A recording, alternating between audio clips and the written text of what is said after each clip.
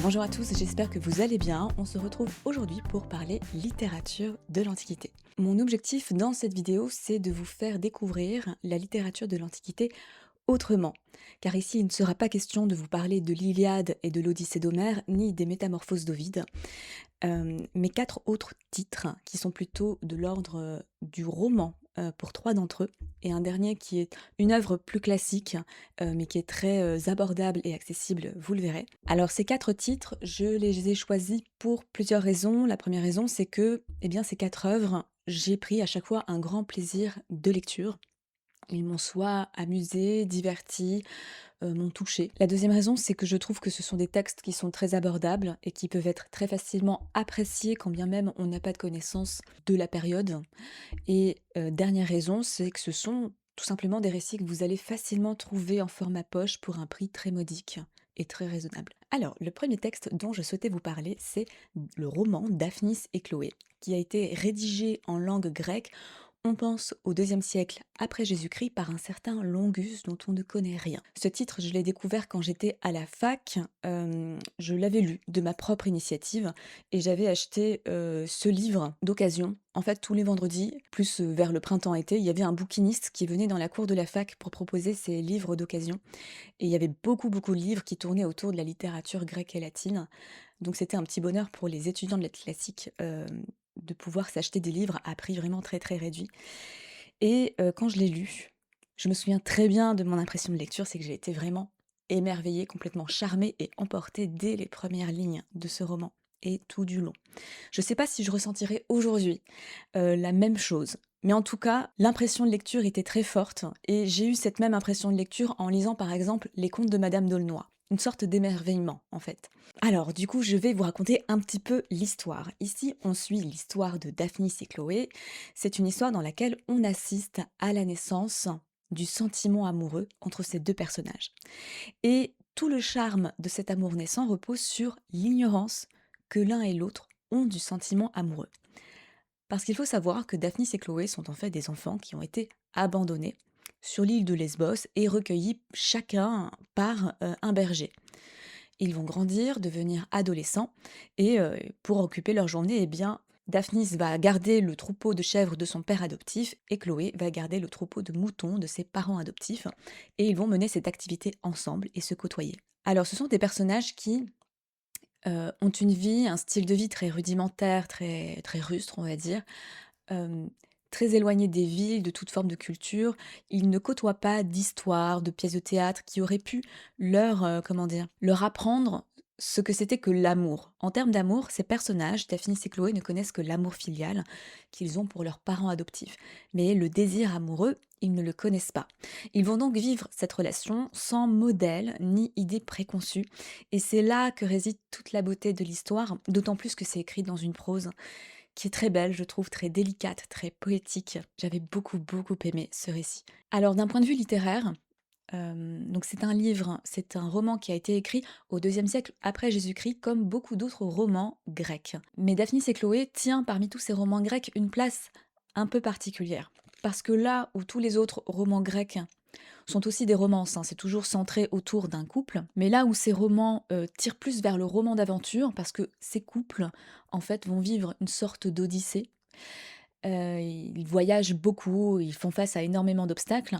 Le roman de Daphnis et Chloé s'en démarque parce que, déjà, l'action ne se passe que sur l'île de Lesbos et il n'y a pas vraiment d'aventure. Et quand il y a des aventures, des éléments narratifs qu'on pourrait associer à de l'aventure, ce sont des éléments qui restent très en arrière-plan et qui viennent seulement servir ce qui est vraiment au centre du roman, c'est-à-dire la naissance et l'évolution du sentiment amoureux. Donc, comme j'ai pu l'évoquer dès le début de ma présentation, je vous le conseille pour plusieurs raisons. Alors, j'espère que vous serez autant charmé que j'avais pu l'être à l'époque. La deuxième raison, c'est que ça offre une vision de l'amour dans l'Antiquité qui est très différent d'un texte comme les Métamorphoses d'Ovide, qui est un texte plein de drames, plein de tromperies, plein de rapports non consentis. Ici, on a une vision de l'amour très, très pure en fait, qui est très belle et c'est aussi ça l'Antiquité. Et enfin, la dernière raison, c'est que c'est un roman, qui a eu une influence certaine en fait sur la littérature, françaises notamment, sur la littérature a posteriori. Parmi tous les romans grecs qui ont été écrits à cette époque, le roman de Daphnis et Chloé, c'est celui qui a traversé les siècles, dont le succès ne s'est jamais démenti, et on sait qu'il a eu une inspiration, qu'il a été une source d'inspiration certaine, par exemple pour Pierre et Virginie de Bernardin de Saint-Pierre, ou encore pour Atala de Chateaubriand, que je n'ai pas lu, mais du coup ça me donne très très envie de le lire. Et je pense, ça j'ai pas été vérifié, mais je pense que ça a eu également une influence très certaine sur la littérature du XVIIe siècle. Vous voyez, à la Mademoiselle de Scudéry, à la Honoré d'Urfé, la préciosité en fait. Je pense qu'il y a une énorme influence à tirer du roman de Daphnis et Chloé. Et ce que je vous propose, c'est de vous lire le prologue, qui est vraiment un passage. Donc évidemment, c'est le tout début du roman, et ce sont vraiment ces premières lignes qui, moi, personnellement, m'ont emporté et m'ont complètement charmée. Donc j'aimerais bien vous le faire découvrir. Je vais essayer de bien le lire pour ne pas gâcher ce moment. Alors, allons-y. À Lesbos, alors que je chassais dans le bois sacré des nymphes, je vis un spectacle, le plus beau que j'ai jamais vu. C'était un tableau peint qui contait une histoire d'amour. Le bois sans doute était beau. Il y avait beaucoup d'arbres, de fleurs, d'eau courante. Une seule source donnait à tout la vie, aux fleurs et aux arbres. Mais la peinture était plus charmante encore, car elle témoignait d'un art extraordinaire et racontait une aventure amoureuse. Aussi bien des gens, même des étrangers, venaient-ils là pour en avoir entendu parler, un peu pour faire leur dévotion aux nymphes, mais aussi pour contempler ce tableau. Il y avait sur cette image des femmes en train de donner le jour à des enfants, d'autres emmaillotant des nourrissons, des petits enfants exposés, des animaux qui les nourrissaient, des bergers qui les recueillaient, des jeunes gens échangeant des serments, une descente de pirates, des ennemis en train d'attaquer. Je vis là encore bien d'autres choses, toutes concernant l'amour, et dans mon admiration, l'envie me prit de donner avec ma plume un récit rivalisant avec ce tableau. Je trouvai quelqu'un qui m'expliqua tous les détails de l'image, et je composai 4 livres, offrandes consacrées à l'amour, aux nymphes et à Pan, mais aussi objets de délices pour tous les hommes. Le malade y trouvera un soulagement, l'affligé a une consolation, celui qui a aimé le souvenir de ses amours, celui qui n'a pas aimé une initiation à l'amour. Car il n'y a absolument personne qui ait échappé à l'amour ou qui doive lui échapper, aussi longtemps qu'il y aura de la beauté et que verront les yeux. Quant à nous, fasse le Dieu que tout en demeurant vertueux nous-mêmes, nous puissions raconter les amours des autres. Donc voilà pour ce petit extrait. Maintenant, je vous propose de passer à la deuxième œuvre que j'ai sélectionnée, et il s'agit des Métamorphoses ou l'âne d'or d'Apulée. Alors, ça a l'air d'être un très gros bouquin, mais là, c'est une version bilingue, donc il faut s'imaginer que c'est moitié moins, au moins. Apulée, pour le coup, c'est un auteur dont on connaît beaucoup de choses. C'est aussi un auteur du IIe siècle après Jésus-Christ, qui a été très populaire en son temps, qui a eu beaucoup de succès. Alors, Apulée, c'était un rhéteur qui a vécu à Carthage, du moins une grande partie de sa vie à Carthage, qui se trouve dans l'actuelle Tunisie. Il a beaucoup étudié, et comme beaucoup de jeunes gens de l'époque, pour parfaire son éducation, eh bien, il va partir plusieurs années faire un voyage à Athènes. Et à l'occasion de ces voyages, eh bien, il va s'initier à différents mystères. Donc ce sont des mystères religieux, comme les mystères d'Éleusis ou encore les mystères de Dionysos. C'est des moments de vie en fait qui vont beaucoup irriguer son œuvre. Même si, en fait, c'est pas très important, enfin pas très important. On peut très bien apprécier son œuvre sans connaître tout cela, hein, franchement, il y a pas de problème. Donc suite à ça, eh bien, il va exercer le métier de rhéteur, de conférencier. Donc ça veut dire qu'il donnait des conférences sur des sujets divers et variés, avec pour objectif d'instruire son public et de le divertir. Alors, de son œuvre, on retient surtout 2 textes. On retient d'abord son apologie, que j'ai ici, qui est aussi appelé le Démagia sur la magie. C'est un discours qu'il a prononcé dans le cadre d'un procès parce qu'il a été accusé à l'époque d'avoir ensorcelé sa femme. En fait, quand il a rencontré cette femme, eh bien, elle était veuve, elle était beaucoup plus âgée que lui et elle était très riche. Et ça soulève beaucoup de soupçons comme ça soulèverait des soupçons aujourd'hui. Donc on l'a accusé de l'avoir ensorcelé. Et la deuxième œuvre pour laquelle il est très connu, c'est sa grande œuvre, eh bien c'est le Métamorphose ou l'âne d'or, qui est un roman qu'on pourrait qualifier de picaresque. Bon. Alors, dans ce roman, on suit les aventures d'un certain Lucius. Ce Lucius a un très vilain défaut, comme beaucoup de personnages dans la littérature, c'est qu'il est très curieux, et beaucoup trop curieux. Ce Lucius est un personnage qui est fasciné par la magie. Et parce qu'il est fasciné par la magie, il va s'organiser un petit road trip en Thessalie. La Thessalie, qui est le pays de la magie, qui est le pays de Circé, voilà, le pays des sorcières. Il se rend là-bas et il va rencontrer notamment une jeune servante dont il tombe éperdument amoureux, enfin du moins dont il tombe amoureux, au moins. Et cette servante lui apprend que sa maîtresse est une magicienne et que la nuit, eh bien, elle fait des tours. Et donc elle lui propose, une fois le soir venu, de monter au grenier, là où se trouve l'atelier de sa maîtresse, pour observer en catimini l'un de ses tours de magie. Le soir est venu, il monte à l'atelier et il regarde, en gros, par le trou de la serrure. Et là, il voit la maîtresse boire une potion, se transformer en hibou et s'envoler par la fenêtre. Lucius, qui est là pour vivre des expériences, et notamment des expériences magiques, veut vivre la même chose. Donc, ils entrent dans l'atelier et il va demander à la servante de lui donner la potion qu'a bu sa maîtresse. Elle lui donne une potion, sauf que il ne se transforme pas en hibou, il se transforme en âne, parce que la servante s'est trompée. Alors, la servante a la solution en main. Elle sait très bien comment faire pour qu'il retrouve sa forme humaine, parce que Lucius est complètement paniqué, c'était absolument pas l'objectif, on est d'accord. Donc son objectif, pour retrouver sa forme humaine, c'est de manger des roses. Sauf qu'au moment où ils auraient pu trouver la solution assez rapidement, la maison se fait attaquer par des brigands. La servante est tuée et l'âne est kidnappé par ces brigands. Et à partir de là, Lucius, en âne, va vivre énormément, énormément de mésaventures. Et on va suivre tout ça dans les Métamorphoses Oulandor. Alors, c'est un roman qui est, je dirais, très foisonnant, très riche, avec beaucoup de récits imbriqués.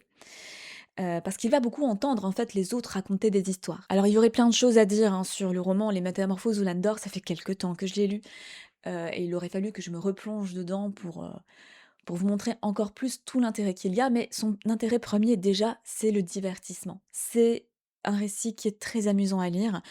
On passe beaucoup d'un ton à un autre.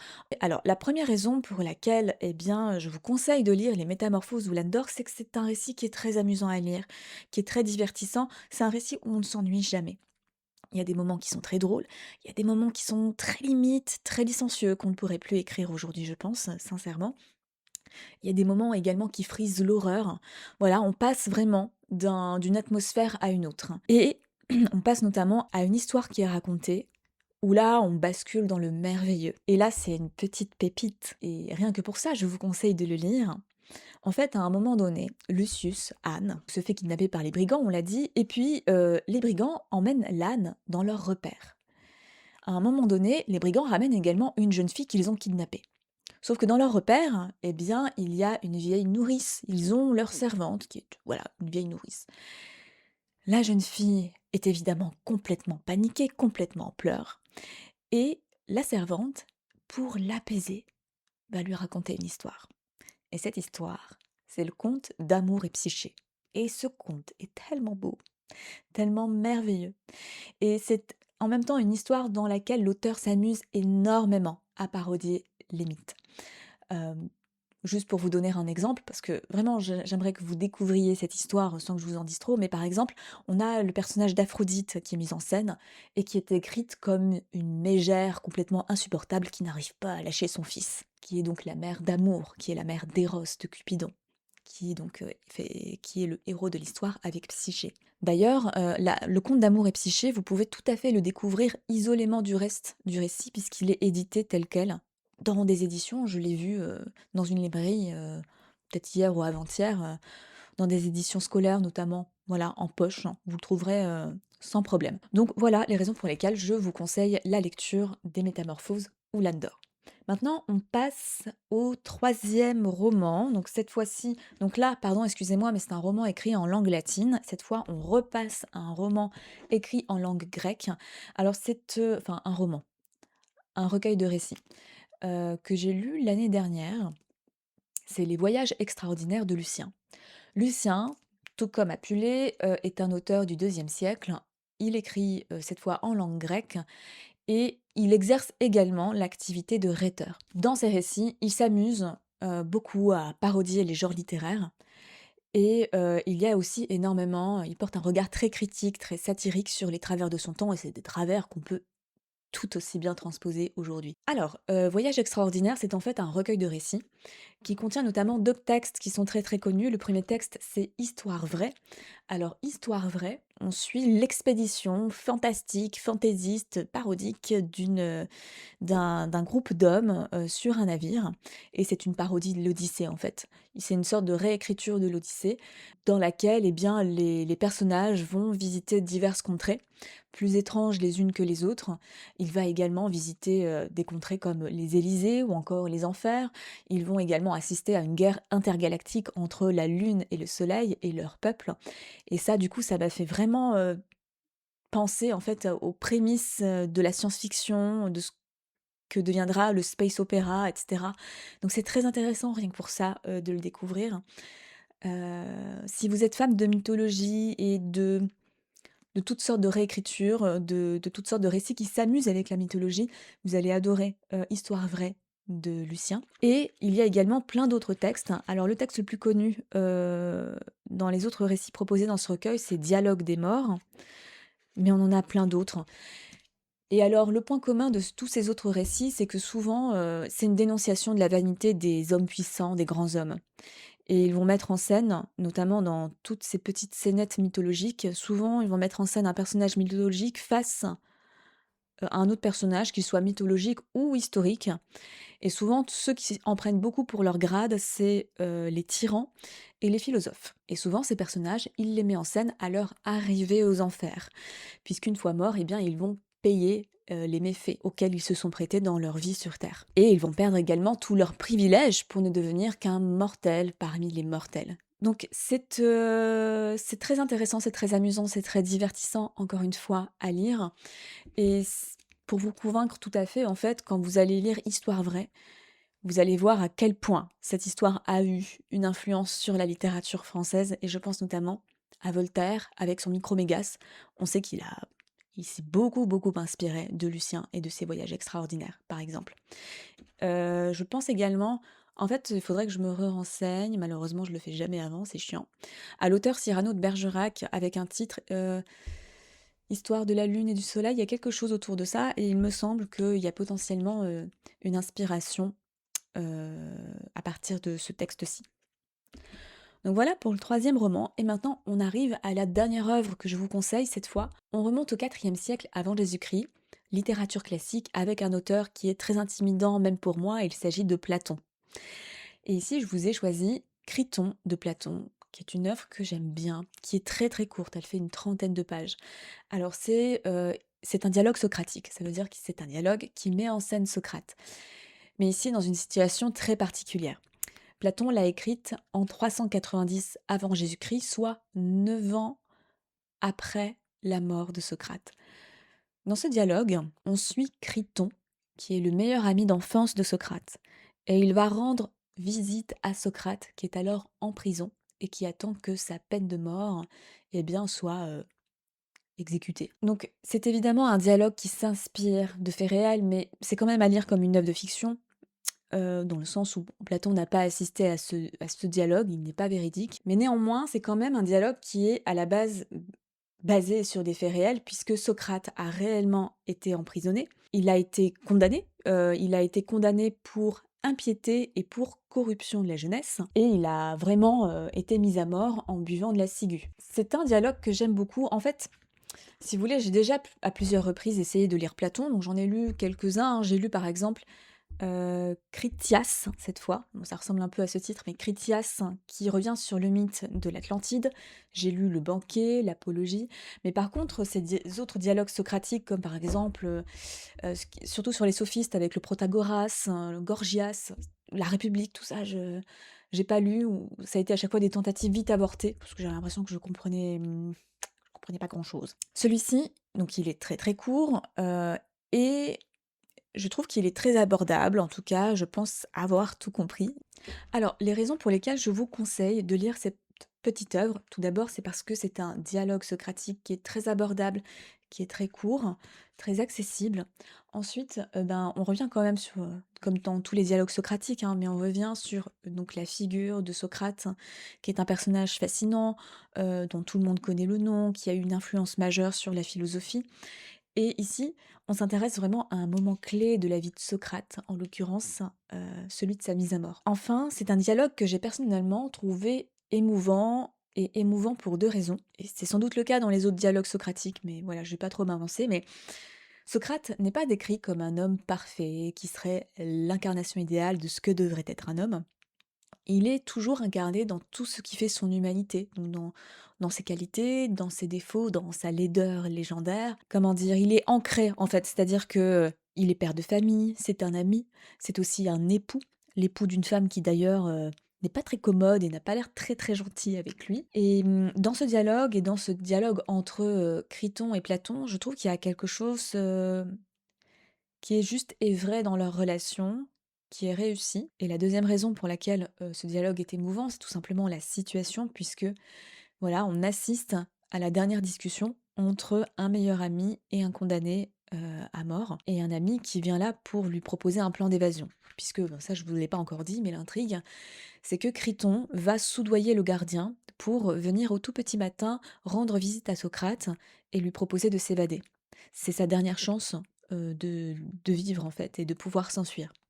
Sauf que Socrate va refuser et il va lui expliquer pourquoi. Ce que j'aime bien dans ce dialogue, c'est qu'on s'identifie, je trouve, en tout cas c'est ce qui s'est passé pour moi personnellement, on s'identifie beaucoup au personnage de Criton dans ses réactions, dans ses réflexions. C'est un personnage qui, comme nous, en fait, va prendre ses décisions en fonction de ses émotions, de ce qui lui semble juste, et non pas comme Socrate le ferait, et qui va d'ailleurs donner sa dernière leçon de philosophie à cette occasion.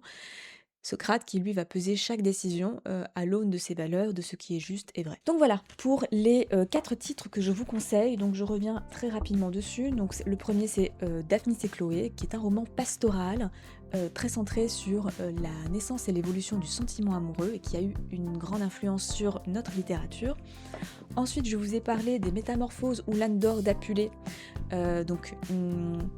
un récit très divertissant, très riche en rebondissements, avec au cœur de ce récit le conte d'amour psyché que je vous conseille à 1000%.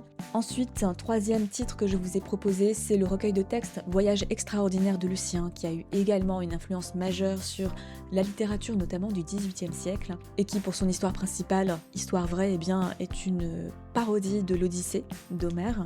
Et enfin, je termine par vraiment un classique, on va dire, c'est un dialogue socratique de Platon avec Criton, qui s'intéresse au moment où Socrate est mis en prison à la veille de sa mise à mort, et il s'agit là de sa dernière discussion avec un ami qui cherche à le faire s'échapper. Donc j'espère que ces suggestions vous ont plu, n'hésitez pas à me dire en commentaire si jamais vous avez lu l'un ou l'autre de ces livres ou si vous avez d'autres suggestions. Il y en a plein d'autres, là je me suis vraiment centrée, on va dire, sur des récits en prose. J'ai complètement mis de côté le théâtre. Donc j'espère que ces suggestions de lecture vous auront plu, vous auront donné envie de lire des œuvres de l'Antiquité qui sortent un petit peu des sentiers battus. Et bien je vous dis, je l'espère, à la prochaine et à très bientôt. Ciao ciao.